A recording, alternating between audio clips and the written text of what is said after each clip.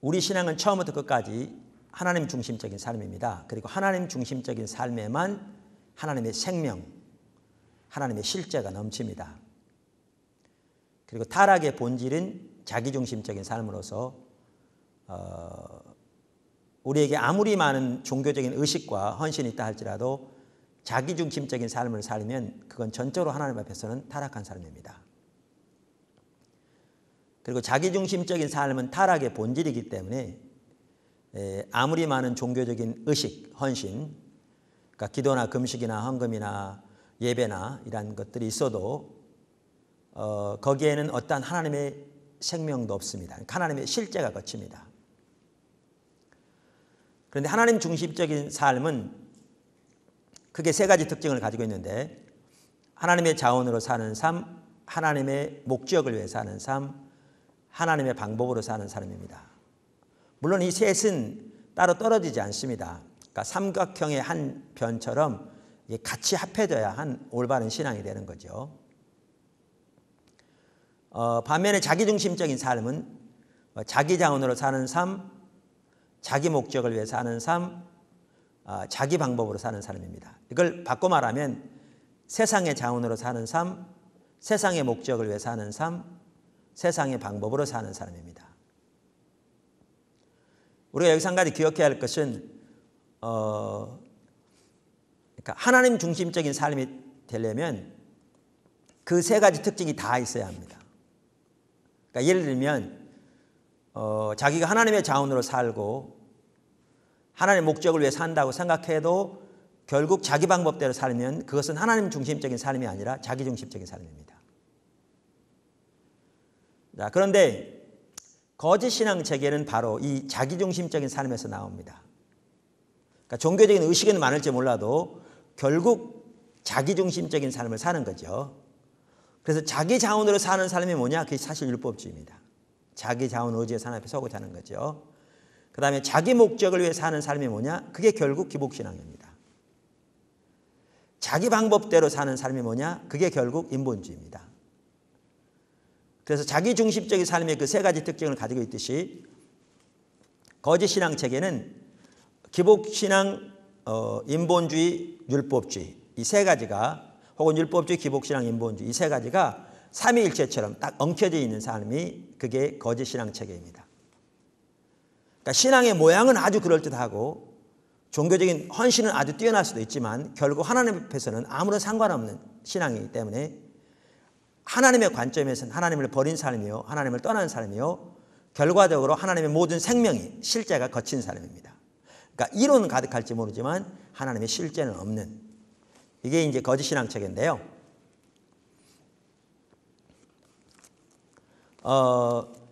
그 거짓 신앙 체계 한 축이 기복 신앙인데 우리가 지난 시간에는 기복 신앙의 배후에 대해 살펴보면서 바로 자기 목적을 위한 삶을 살펴봤습니다. 오늘은 기복신앙의 정의에 대해 살펴보기 원합니다. 첫째, 기복신앙의 정의. 하나님이 우리의 목적을 위한 수단된 삶. 하나님이 우리의 목적을 위한 수단된 삶. 어떤 분들은 이렇게 복이라는 말을 많이 쓰면 그걸 기복신앙이라고 그러고요. 혹은 복이라는 말을 전혀 쓰지 않으면 그건 기복신앙이 아니라고 생각합니다. 근데 제가 말한 기복신앙은 그런 걸 말하는 게 아닙니다. 제가 말한 기복신앙은 복을 많이 얘기한다고 해서 기복신앙이 되는 것이 아니고 혹은 복을 얘기하지 않는다고 해서 기복신앙이 안 되는 것이 아닌 그럼 제가 말하는 기복신앙은 뭐냐? 우리의 삶에서 하나님이 수단된 삶을 말합니다. 우리가 지난번에 살펴본 것처럼 우리 신앙은 하나님의 목적을 위해 사는 삶입니다. 그리고 하나님의 목적을 위해 살려면 하나님의 목적만 위해 살아야 합니다. 그러니까 하나님의 목적을 위해서 살고 자기 목적을 위해서도 살면 그러니까 하나님의 목적을 위해서 살기 때문에 우리는 하나님의 목적을 위한다고 생각할지 모르지만 실제로는 자기 목적을 위해 살게 됩니다. 그러니까 하나님의 목적을 위해 살아도 그것이 자기 목적에 부합되는 범위 내에서만 하나님의 목적을 살게 되어 있습니다. 그래서 실제로는 하나님 앞에서는 자기 목적을 위한 삶입니다. 그래서 하나님의 목적을 위한 삶을 살려면 자기 목적을 위한 삶이 내려져야 합니다. 그래서 예수님께서는 거듭 말씀하시기를 나는 나를 기쁘게 하려는 것이 아니라 나를 보내신 이를 기쁘게 하려 한다. 다시 말하면 나는 나의 목적을 위해 사는 것이 아니라 나를 보내신 하나님의 목적을 위해 산다. 이렇게 말씀하셨죠.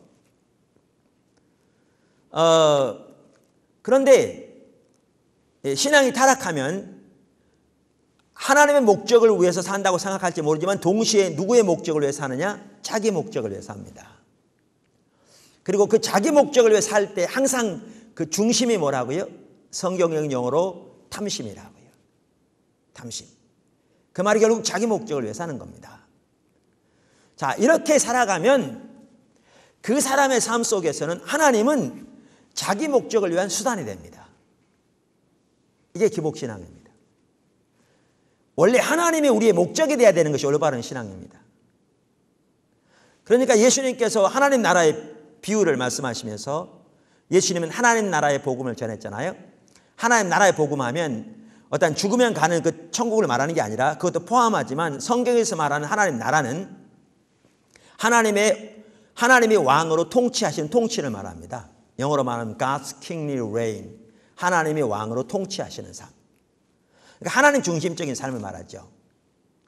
그러면서 비유에 대해서 하나님 나라의 비유로 말씀하시면서 보화나 값진 진주를 비유했잖아요. 어떤 사람이 가다가 보화를 발견하며 숨겨두고 가서 자기의 모든 것을 팔아 샀다. 혹은 가장 값진 진주를 구하는 상인 같으니 발견하며 모든 걸 팔아 샀다. 여기에 둘 비유가 다 똑같은 건데요. 핵심적인 가르침이 뭐냐면 하나님 나라는 어떤 것보다 소중한 것이다라는 거죠. 가장 값진 거다. 두 번째는 그 하나님 나라를 사는 것은 우리의 모든 것을 요구한다라는 거죠. 이 말은 하나님 나라는 돈 주고 산다는 얘기가 아닙니다. 오직 믿음으로만 들어갈 수 있습니다. 이 말은 우리의 믿음의 성격을 말하는 거죠. 하나님 나라 혹은 하나님 나라의 왕이신 하나님 혹은 예수 그리스도, 그분은 가장 소중한 분이죠. 그래서 사도 바울도 예수 그리스도를 아는 것이 가장 고귀하여, 우리말의 고상하여, 이 말은 무슨 고상하다는 차원이 아니라 가장 값이 있다 그 말이죠.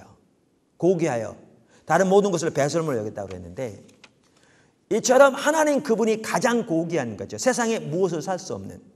그래서 오직 그분을 믿음으로만 우리가 그분 앞에 나갈 수 있는데, 믿음의 성격이 뭐냐? 그저 이론적으로 믿습니다라는 게 아니고, 우리가 앞으로도 이제 믿음에 한 삶도 살펴볼 텐데 나오겠지만, 믿음은 하나님에 관한 지식을 믿는 게 믿음이 아니라 인격체신 하나님 그분을 신뢰하는 건데, 인격체신 하나님을 신뢰하려면 하나님 그분을 알아야 되거든요. 그런데 우리가 하나님을 성령의 조명으로 하나님 그분을 안다면, 그분의 그 놀라운 그 하나님 되심, 하나님의 영광, 하나님의 사랑, 하나님의 자비, 하나님의 은혜, 이러한 것들을 안다면 우리는 우리의 모든 것으로 그분을 알기를, 그분을 사랑하기를 원하게 돼 있거든요.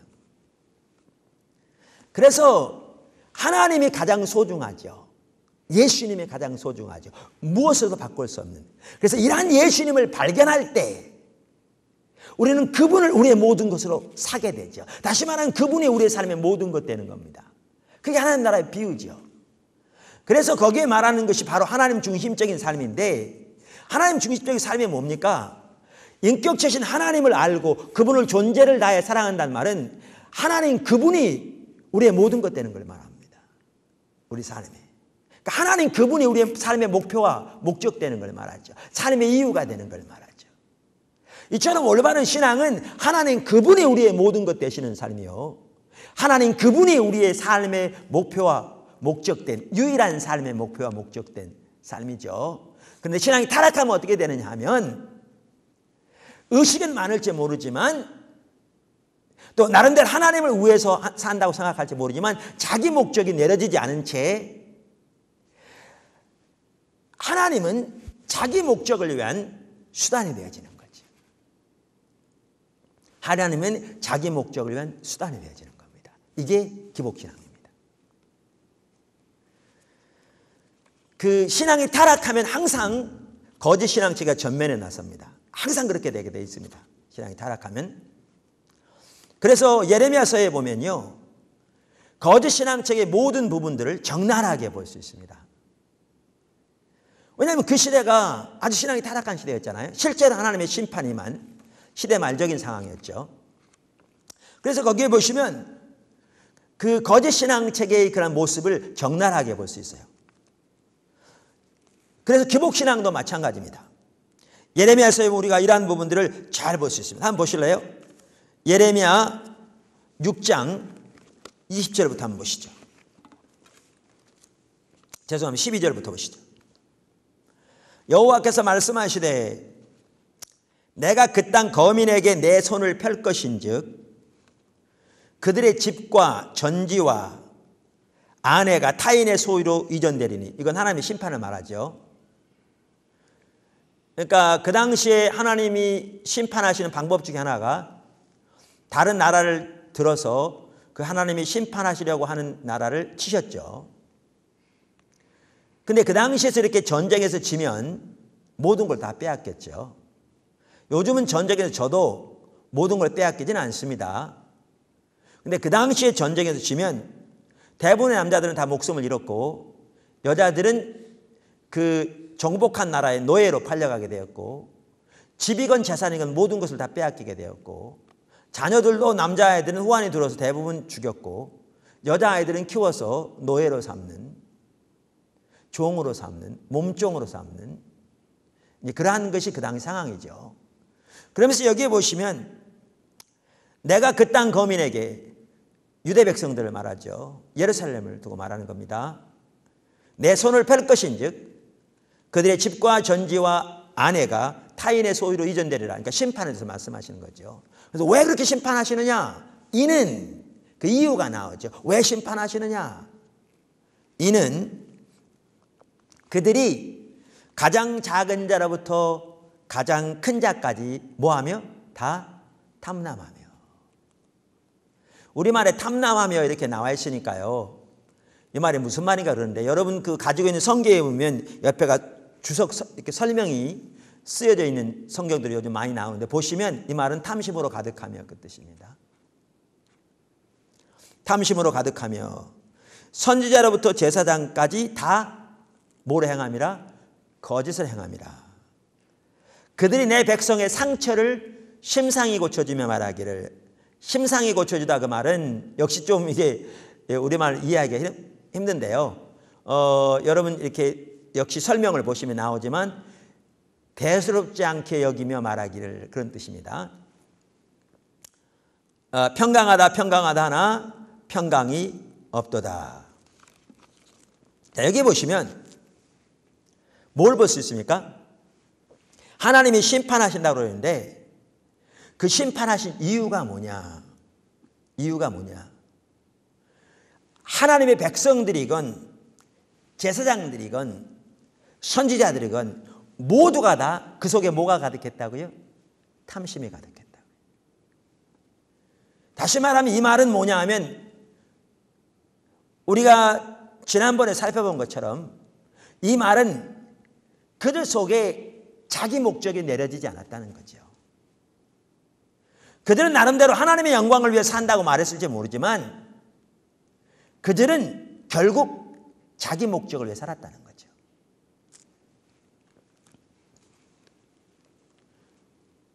그러니까 여러분 여기 참 중요한 게 뭐냐 하면요. 그 당시 총체적으로 선지자건 제사장이건 그러니까 종교 지도자들뿐만 아니라 일반 백성들까지 총체적으로 신앙생활 하되 자기 목적을 위해 살고 하나님은 결국 자기 목적을 위한 수단이었다는 거죠. 그러니까 하나님의 관점에서는 이미 그들이 하나님 버렸다고 그랬잖아요. 이것을 우리가 과거에 살펴봤는데 예레미야 2장 13절에 보면 이 백성이 두 가지 악을 범했는데 하나는 생수의 근원인 나를 버렸다. 그러니까 저들이 하나님을 버렸다는 거죠. 하나님의 관점에서는. 이 말은 더 이상 그들이 의식을 안 드렸다는 얘기가 아닙니다. 우리가 조금 이따 보겠지만 그들은 많은 예배를 드렸고 진짜 많은 헌신을 드렸습니다. 진짜 많은 헌신을 드렸습니다. 그런데 왜 하나님을 버렸다고 그러느냐? 하나님이 그들에게 원하시는 핵심은 그들의 인격체신 하나님을 알고 하나님의 존재를 다해 사랑하는 그 삶이었다고요. 그 삶이고요. 그리고 하나님 중심적인 삶을 사는 것이 같이 가는 거죠. 그런데 그들이 그 삶에서 떠났습니다. 그러니까 하나님은 버렸다라고 말씀하시는 거죠. 그럼 하나님은 버렸는데도 왜, 이거 하나님, 물론 하나님의 관점이죠. 하나님을 버렸는데도 왜 이렇게 많은 헌신을 쓰느냐? 그들은 그 많은 헌신을 왜 드렸느냐? 자기 목적을 위해 드린 거죠. 그들이 왜 그렇게 많이 기도했느냐? 자기 목적 이루어달라고요. 자기 문제 해결해달라고요. 자기 복 주시라고요. 자기 사업 잘 되게 해달라고요.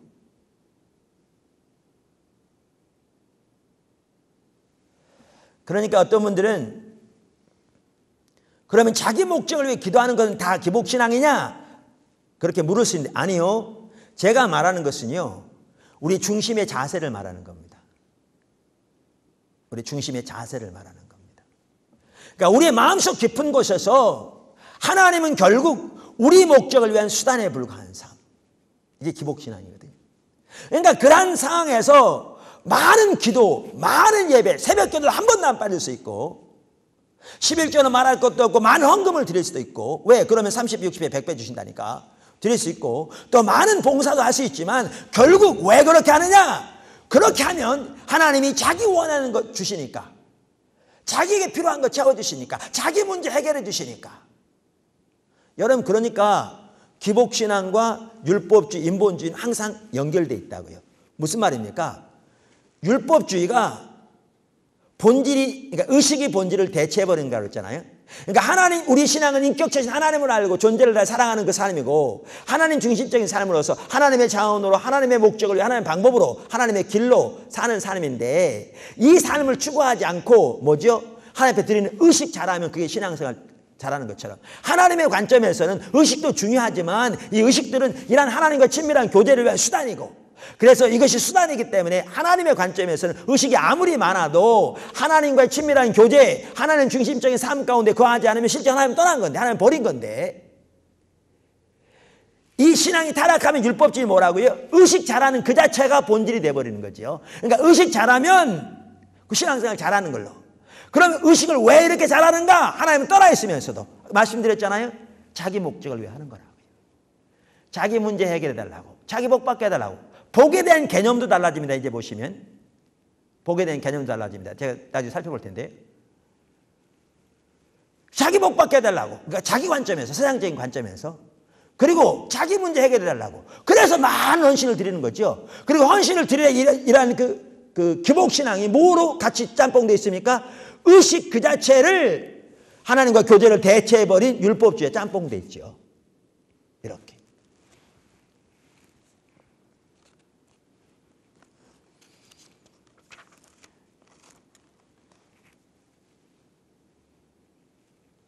이처럼 기복신앙은 뭐냐? 우리의 삶에서 하나님이 수단된 삶입니다. 두 번째, 하나님이 수단되어지면 아무리 많은 헌신도 하나님 앞에서는 아무런 의미가 없습니다. 하나님이 수단되어지면 아무리 많은 헌신도 하나님 앞에서는 아무런 의미가 없습니다. 여러분 예레미야 시대는 참으로 놀라운 헌신이 있었습니다. 우리가 과거에 살펴봤지만 예레미야 20장을 한번 보실래요? 거기 보시면 시바에서 유향과 원방에서 향품을 내게로 가져오면 어찌면요 나는 그들의 번제를 받지 아니하며 여기에 보시면 그들이 어떻게 하나님께 제사를 드렸는가라는 걸 볼 수 있는가 하면 시바에서 유향과 원방에서 향품을 사다가 하나님께 번제를 드렸던 걸 볼 수 있습니다. 근데 시바는 이미 말씀드린 대로 오늘날로 말하면 남예멘이나 에티오피아라니까요. 학자들이 여기 나눠져 있습니다.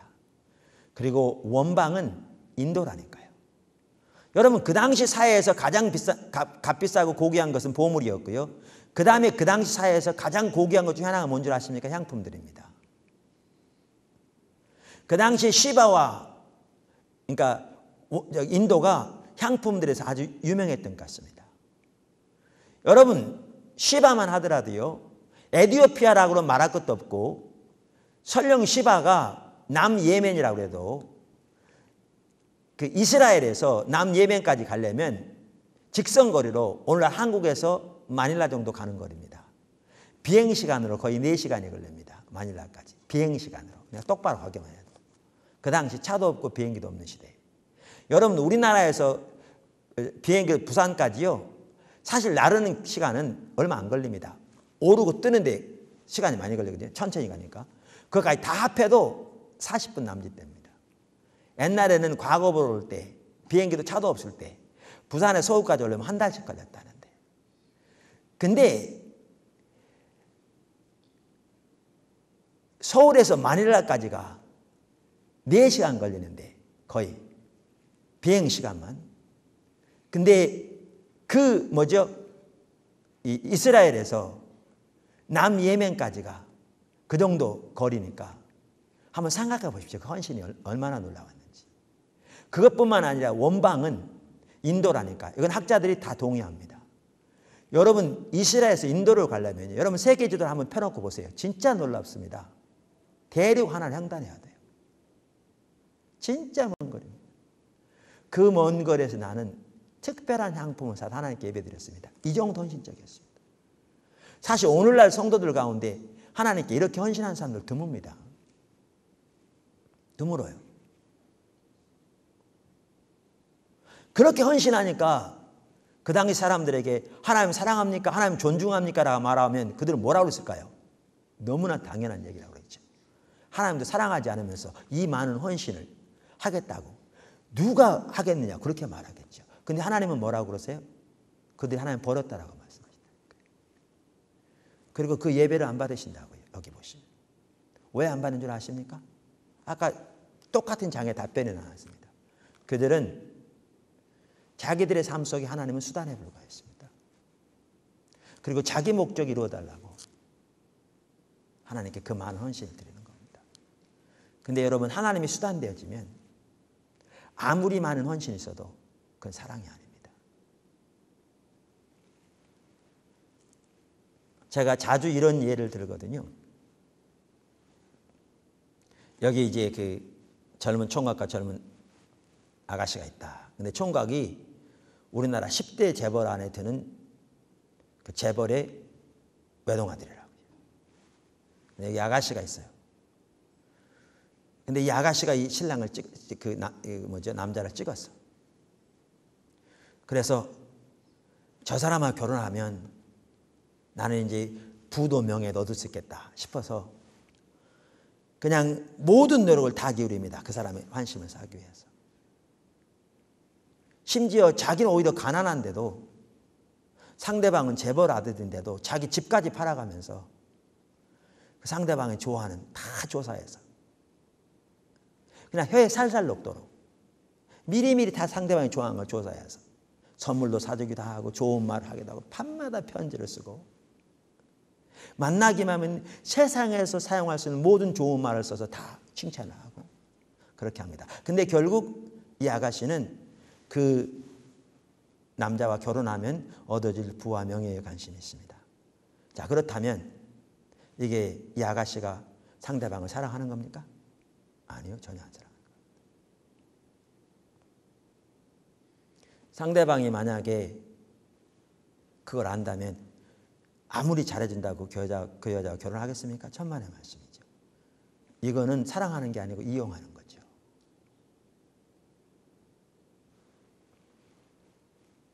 저 매일 지금도 날마다 저에게 전화로 메시지가 오는 사람이 있다니까요. 오늘 하루도 건강하게 시작하십시오. 날씨가 춥습니다. 몸 조심하십시오. 근데 그분 보험회사 직원이에요. 그의 자동차가 여러 대 있으니까 보험 들어달라는 거죠. 근데 아무리 날마다 정성스럽게 메시지를 보내도 그건 사랑하는 게 아닙니다. 자기 목적을 위해서 하는 거죠. 그건 이용하는 거죠. 관계에서 사랑이 되어지려면 상대방이 목적돼야 합니다. 근데 기복신앙에서는 하나님이 수단된 삶입니다.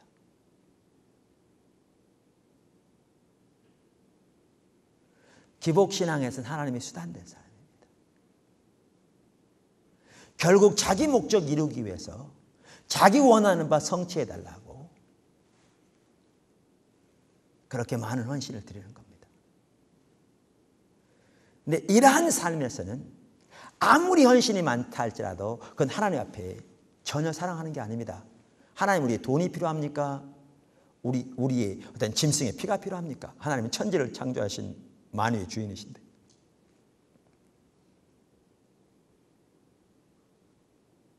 그래서 예레미야 시대 실제로 하나님의 심판이 임한 그 예레미야 시대에 그 시대인데도 그렇게 많은 헌신이 있었다니까요. 그렇게 많은 예배가 있었고 그렇게 많은 사모함이 있었고 그런데 하나님은 그들이 하나님을 사랑한다고 말하지 않습니다. 하나님은 버렸다라고 말씀하십니다. 심판에 대해서 말씀하십니다. 그리고 그 모든 재물을 안 받으신다고 말씀하십니다. 본인들은 하나님이 안 받은 줄 몰랐죠. 왜? 알았더라면 그들이 그 많은 희생을 하겠습니까? 하나님이 안 받은지 뻔히 알면서 몰랐겠죠. 그걸 하나님은 전혀 안 받으시죠. 수단에 불과하니까. 여러분, 오늘날 많은 성도들이, 그러니까 의식은 많아도 본질에 떠났다고 그랬잖아요. 너무나 많은 성도들이. 그러니까 자기중심적인 삶을 그대로 살면서 의식이 본질을 대체해버린 그런 삶. 그러니까 하나님을 위해 산다고 그러지만 자기 목적이 전혀 안 내려진 그런 삶을 산다고 그랬죠. 그러니까 보십시오. 오늘날 헌신과 나름대로 희생은 많을지 모르지만 여러분 대부분의 헌신과 희생이 다 끈달린 헌신인 줄 아세요? 이렇게 하면 자기 잘 되게 해준다니까. 이렇게 하면 자기 문제 해결해 준다니까. 이렇게 하면 30배, 60배, 100배 늘려준다니까. 이렇게 하면 내 아들 좋은 학교 가게 해준다니까. 이렇게 하면 그런다니까. 대부분 끈달린 섬김입니다. 여러분 끈달린 섬김은 하나님 앞에 진정한 사랑이 아닙니다. 오죽했으면 이사야 시대의 1장에 안식일을 지키고 매월 첫날 특별한 예배를 드리는 월삭 예배를 드리고 모든 대여 모든 절기를 지키고 많이 기도하고 또 하나님 앞에 나올 때 수송아지 수염소 어린 양 등 가장 살찐 가장 좋은 것을 무수히 드리고 이렇게 드렸는데 하나님이 안 받으신다고 말할 뿐만 아니라 그 모든 희생이 하나님께 왜 무거운 짐이라고 그러셨겠어요? 부담 느껴지는 거죠.